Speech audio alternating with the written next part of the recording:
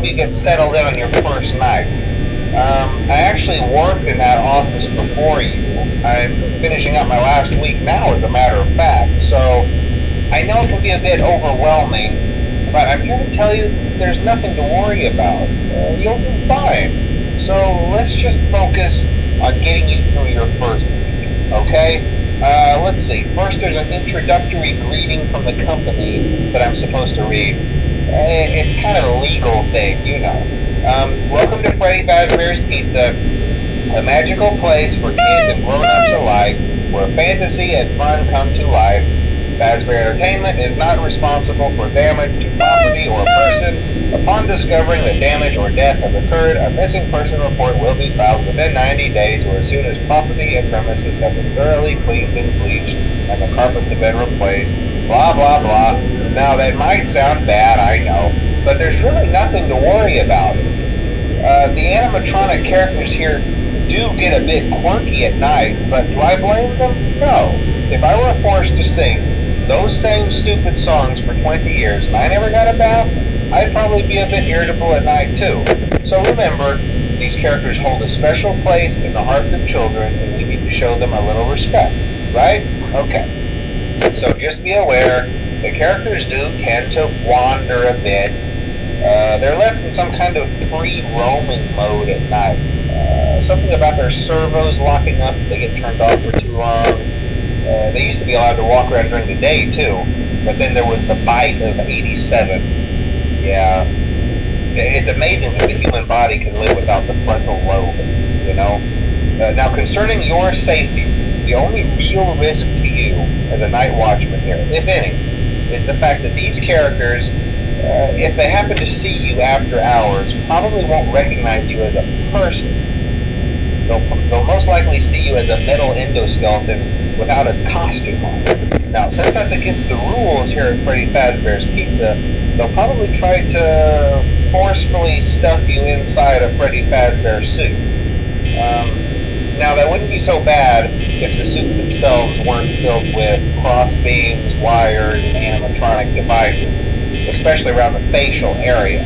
So you can imagine how having your head forcefully pressed inside one of those could cause a bit of discomfort and death.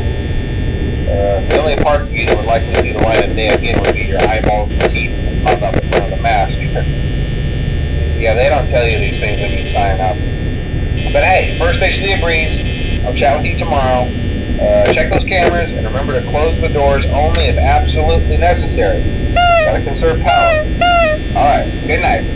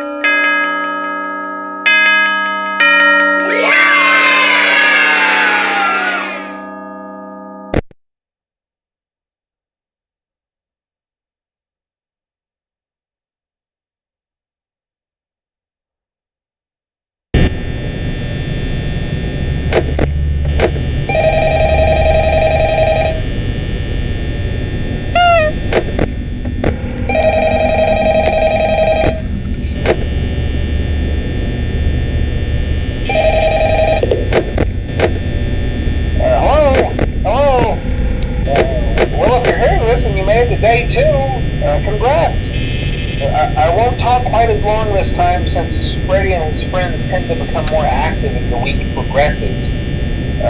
It might be a good idea to peek at those cameras while I talk, just to make sure everyone's in their proper place, you know. Interestingly enough, Freddy himself doesn't come off stage very often. I've heard he becomes a lot more active in the dark, though, so hey, I guess that's one more reason not to run out of power, right? I also want to emphasize the importance of using your door lights. There are blind spots in your camera view, and those blind spots happen to be right outside your doors. So if you can't find something or someone on your cameras, be sure to check the door light. You might only have a few seconds to react. Not that you would be in any danger, of course. I'm not implying that.